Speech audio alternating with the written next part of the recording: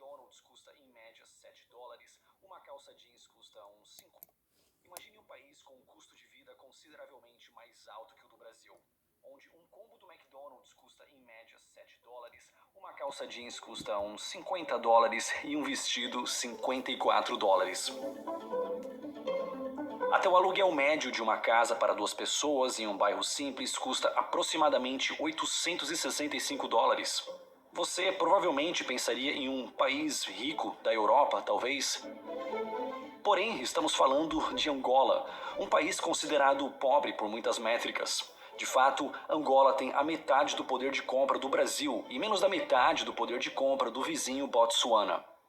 Mas isso não parece fazer sentido. Geralmente, países mais pobres têm um custo de vida menor, enquanto que países mais ricos têm um custo de vida mais elevado. Então, como um país tão pobre pode custar tão caro?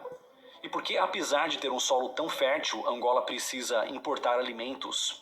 Qual a história de Angola e por que o país não se desenvolve como Botsuana e outros países africanos? E por que tantos angolanos migram para o Brasil? Descubra tudo isso e mais aqui nesse vídeo. Esse é o canal Rafael Scapella. Se você gostar desse vídeo, considere ver esse outro vídeo sobre 5 países africanos que têm um PIB per capita mais alto que o do Brasil. E eu trabalho de forma remota desde 2015. Você também pode trabalhar dessa forma, saiba como no final do vídeo. Angola é um país muito similar ao Brasil em vários aspectos. De fato, há muito tempo atrás, quando todos os continentes formavam um único supercontinente chamado Pangeia, a Angola fazia fronteira com o Brasil, especificamente do sul da Bahia ao estado de São Paulo.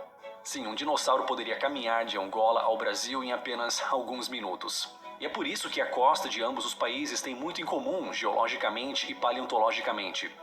Porém, o fator mais lembrado é a colonização de ambos os países por Portugal. Tanto que Angola é o segundo maior país falante de português, tanto em tamanho quanto em população, ficando somente atrás do Brasil.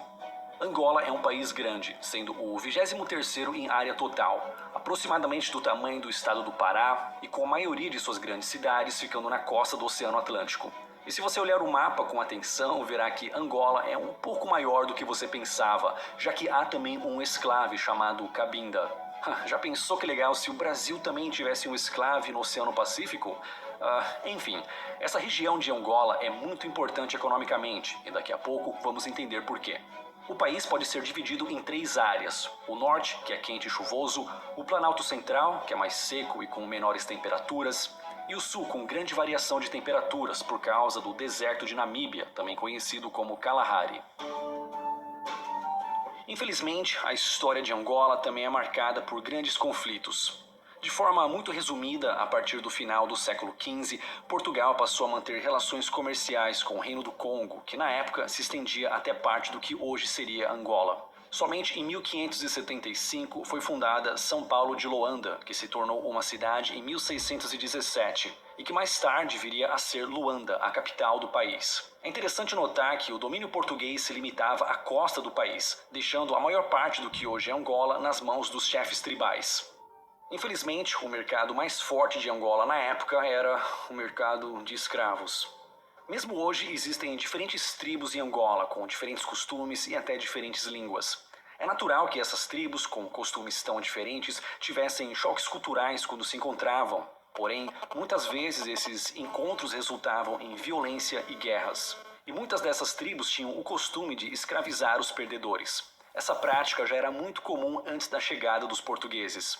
E uma nota muito importante: dizer que essas tribos já praticavam escravidão entre si é apenas um fato histórico que não minimiza e nem justifica os horrores do tráfico de escravos praticado por europeus. Escravidão é algo desumano, independente do grupo humano que a pratica. E lembre-se que escravos eram considerados como objetos e não pessoas, então o comércio de escravos entre os chefes tribais angolanos e os portugueses cresceu bem rápido.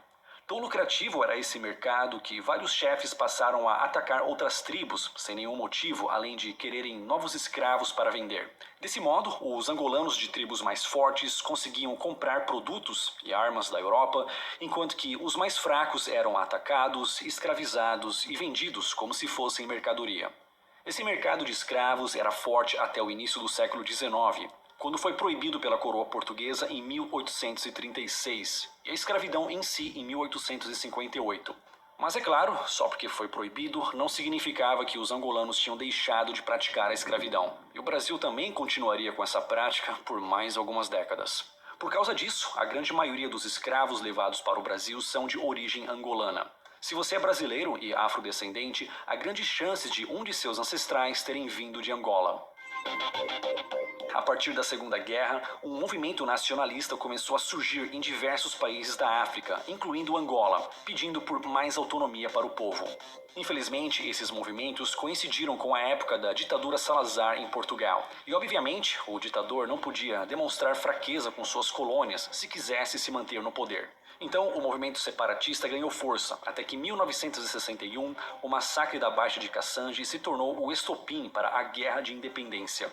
Dentre os grupos guerrilheiros, 3 são considerados os principais: o Movimento Popular de Libertação de Angola, MPLA, a Frente Nacional de Libertação de Angola, FNLA, e a União Nacional para a Independência Total de Angola, UNITA. Estimativas acerca do número de mortes na Guerra de Independência variam bastante, mas é provável que o número de soldados abatidos gire em torno de 10 mil. Infelizmente, o número de civis mortos fica entre 30 mil e 50 mil. Em toda guerra, sem exceção, quem mais sofre é a população. Mas então, os movimentos conseguiram a independência de Angola, não é mesmo? Não exatamente. A independência de Angola só veio com a queda do salazarismo, em 1974. No ano seguinte, o novo governo português anunciou o fim de seu controle sobre a região. E qual o resultado dessa independência tão sangrenta? Mais de 300 mil angolanos fugiram do país naquele mesmo ano.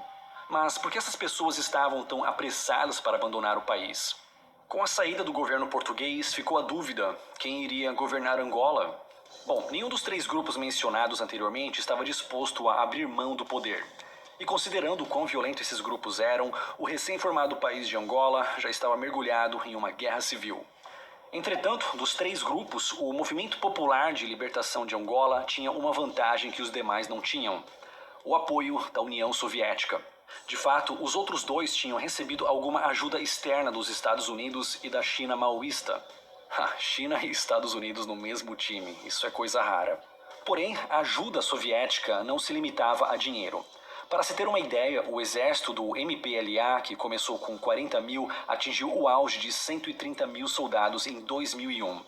Mas Cuba, o grande parceiro da União Soviética, enviou um total de 380 mil soldados para apoiar o MPLA, com 1.000 tanques, 600 veículos armados e 1.600 peças de artilharia. Com todo esse poder superior, o Movimento Popular de Libertação de Angola dizimou seus oponentes. A Frente Nacional de Libertação de Angola teve seu número de soldados reduzidos de 22 mil para 4 mil em apenas um ano. Mas é claro que, como eu já disse antes, em toda guerra, quem mais sofre é a população.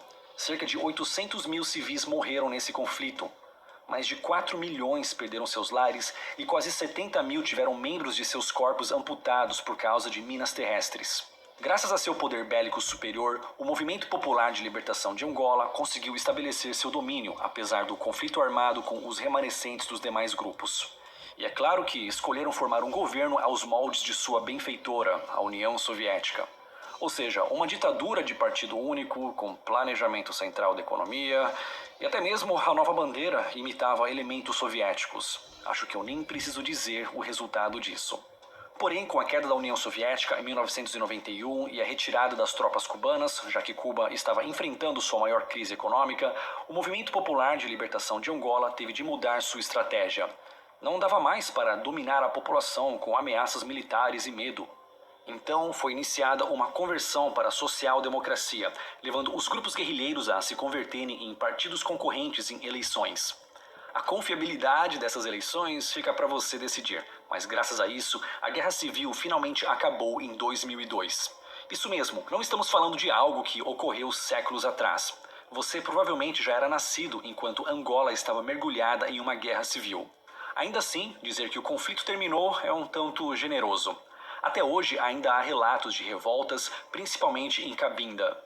Cabinda, também chamada de Congo Português, é aquela província não conectada ao restante de Angola, com o movimento separatista desde a época da independência do país. Infelizmente para seus habitantes, a província é rica em petróleo, extraindo mais da metade de todo o óleo produzido por Angola, o que faz com que o governo angolano não permita a independência da região. E falando em petróleo, a exportação de diamantes e petróleo somam cerca de 60% da economia do país. Algumas fontes até alegam que essa porcentagem chega a 90%. E não, isso não é uma coisa boa. Esse nível de superdependência de um único ramo econômico gera muitos males para o país. Primeiramente, a corrupção. Segundo a Human Rights Watch, cerca de 32 bilhões de dólares simplesmente sumiram das contas públicas entre 2007 e 2010. Pois é, pessoal, quando o assunto é corrupção, a Angola ganha do Brasil. No índice da corrupção da Transparência Internacional, do menos corrupto ao mais corrupto, temos a Dinamarca em primeiro lugar, o país menos corrupto do mundo, Portugal na posição 34, com corrupção moderada, o Brasil na posição 94, com muita corrupção, e Angola na posição 142, com corrupção altíssima. E já que estamos no tema, há sim países mais corruptos que Angola, de acordo com esse índice. Sudão do Sul é o país mais jovem do mundo e também o mais corrupto do mundo, quase empatado com a Somália, na posição 179. E aproveitando o assunto, aqui está um comentário de um angolano que segue o canal. Nenhum líder aqui em Angola foi escolhido pelo povo. O primeiro presidente, Antônio Agostinho Neto, deu um golpe à UNITA, partido de oposição, e não deu chance para eleições em 1975, quando nos libertamos dos portugueses. O segundo presidente, José Eduardo dos Santos, foi indicado pelo primeiro, quando estava à beira da morte, e o terceiro, João Lourenço, foi indicado pelo seu antecessor. As eleições em Angola foram todas fraudulentas, inclusive o Lula financiou campanha de reeleição durante o regime de José Eduardo dos Santos. O BNDES disponibilizou verbas para comprar mandatos de governantes angolanos. Esse foi o comentário mais votado na minha postagem sobre Angola, e essa não foi a primeira vez que o Brasil se meteu em corrupção em Angola. Eu nem vou mencionar que Edir Macedo e seus empreendimentos foram expulsos de Angola. Além disso, a formação de estatais como a Sonangol de petróleo e a Endiama de mineração, que servem de cabides de emprego com aquela ineficiência padrão, gera apenas mais pobreza para o país. E por falar em pobreza, o restante da população angolana vive com muitas dificuldades. Segundo o Banco Mundial, apenas 3% da área total do país é cultivável. Não porque o solo angolano seja ruim, muito pelo contrário, é bastante fértil. Porém, esse terreno fértil se tornou um verdadeiro campo minado por causa das guerras constantes que o país teve. Por isso, a maior parte da comida consumida pelos angolanos é importada da África do Sul ou de Portugal, enquanto que 90% da agricultura do país é de subsistência, sem maquinário ou tecnologia que são super comuns em outros países, o que causa uma baixa produtividade. É por esses motivos que o custo de vida é tão alto no país. Até mesmo a comida precisa ser importada.